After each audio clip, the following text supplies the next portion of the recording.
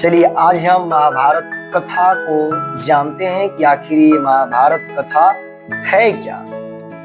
महाभारत कथा जो है ये महर्षि पराशर के कीर्तिमान पुत्र जिनका नाम वेद व्यास है उन्हीं की देन है। व्यास जी ने महाभारत की यह कथा सबसे पहले अपने पुत्र सुखदेव को कंठस्थ कराई थी और बाद में अपने दूसरे शिष्यों को।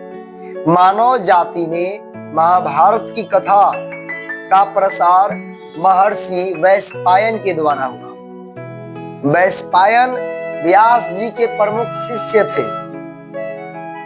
ऐसा माना जाता है कि महाराजा परीक्षित के पुत्र जनमेजय ने एक बड़ा यज्ञ किया। मतलब कि जो महाराजा परीक्षित थे उनके पुत्र जनमेजय ने एक बड़ा यज्ञ किया।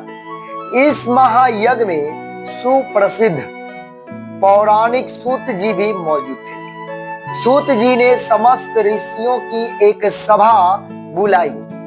महर्षि शौनक इस सभा के अध्यक्ष। मतलब सूत जी के द्वारा जो सभा बुलाया गया, इस सभा के अध्यक्ष महर्षि शौनक जी को बनाया गया। सूत जी ने ऋषियों की सभा में महाभारत की कथा प्रारंभ की कि महाराजा शांतनु के बाद उनके पुत्र चित्रांगद हस्तिनापुर की गद्दी पर बैठे। उनकी अकाल मृत्यु हो जाने पर उनके भाई विचित्रवीर्य राजा हुए।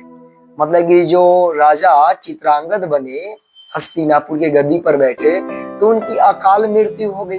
अकाल मृत्यु हो जाने की वजह से विचित्रवीर्य को राजा बनाया गया। उनके दो पुत्र हुए, धृतराष्ट्र और पांडु। बड़े बेटे धृतराष्ट्र जन्म से ही अंधे थे। मतलब विचित्रवीर्य के दो पुत्र हुए, धृतराष्ट्र और पांडु।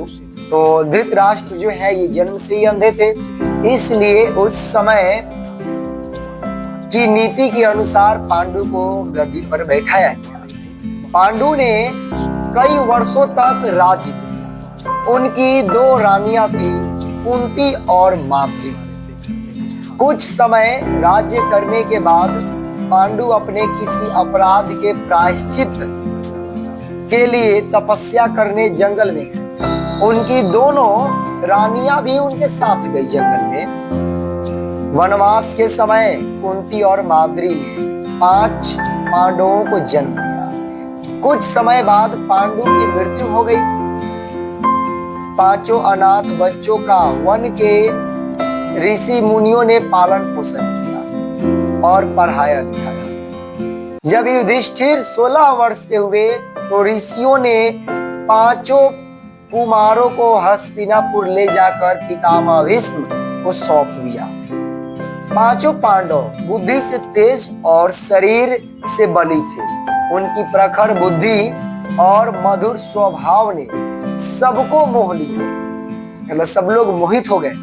यह देखकर धृतराष्ट्र के पुत्र कौरव उनसे जलने लगे और उन्होंने पांडवों को तरह तरह से कष्ट पहुंचाना शुरू किया। यानी कष्ट पहुंचाना शुरू कर दिया। दिन पर दिन कौरव और पांडवों के बीच वैर भाव बढ़ता गया। मतलब कि दुश्मनी का भाव इन दोनों में बढ़ता गया। अंत में पितामह भीष्म ने दोनों को किसी तरह समझाया और उनके बीच संधि कराई। मतलब कि दोनों को समझा करके इन दोनों लोगों के बीच में, कौरव और पांडवों के बीच में दोस्ती कराए। भीष्म के आदेशानुसार कुरु राज्य के 2 हिस्से किए गए। कौरव हस्तिनापुर में ही राज करते रहे और पांडवों को एक अलग राज्य दे दिया गया जो आगे चलकर इंद्रप्रस्थ के नाम से मशहूर हुआ। मतलब एक बात आप ध्यान कर सकते हैं कि जो पांडवों के हिस्से में जो राज्य दिए गए उन्हीं राज्य का आगे नाम चल के इंद्रप्रस्थ रखा गया। इस प्रकार कुछ दिन शांति रही। उन दिनों राजा लोगों में चौसर खेलने का आम रिवाज था। राज्य तक की बाजियां लगा दी जाती थी। इस रिवाज के मुताबिक एक बार पांडवों और कौरवों ने चौपर खेला। कौरवों की तरफ से कुटिल शकुनी खेला, उनसे युधिष्ठिर को हरा दिया। मतलब कि शकुनी ने युधिष्ठिर को हरा दिया। इसके फलस्वरूप पांडवों का राज्य छिन गया और उनको 13 वर्ष का वनवास भोगना पड़ा। उसमें एक शर्त यह भी थी कि 12 वर्ष के वनवास के बाद 1 वर्ष अज्ञातवास करना होगा। मतलब कि 12 वर्ष तो वन में रहेंगे पांडव, लेकिन उसके बाद 1 वर्ष अज्ञातवास में रहेंगे। उसके बाद उनका राज्य लौटा दिया जाएगा। द्रौपदी के साथ 5 पांडव 12 वर्ष वनवास और 1 वर्ष अज्ञातवास में बिताकर वापस लौटे, पर लालची दुर्योधन ने लिया हुआ राज्य वापस करने से इनकार कर दिया। अतः पांडवों को अपने राज्य के लिए लड़ना पड़ा। युद्ध में सारे कौरव मारे गए। तब पांडव उस विशाल साम्राज्य के स्वामी हुए। इसके बाद 36 वर्ष तक पांडवों ने राज्य किया और फिर अपने पोते परीक्षित को राज्य देकर द्रौपदी के साथ तपस्या करने हिमालय चले गए। संक्षेप में यही महाभारत की कथा है। इसके बाद हम लोग एक एक चैप्टर को, इसके अलग अलग अध्यायों को हम लोग जरूर अध्ययन करेंगे। तो मिलते हैं हम लोग फिर से नेक्स्ट वीडियो में। अभी तक के लिए धन्यवाद।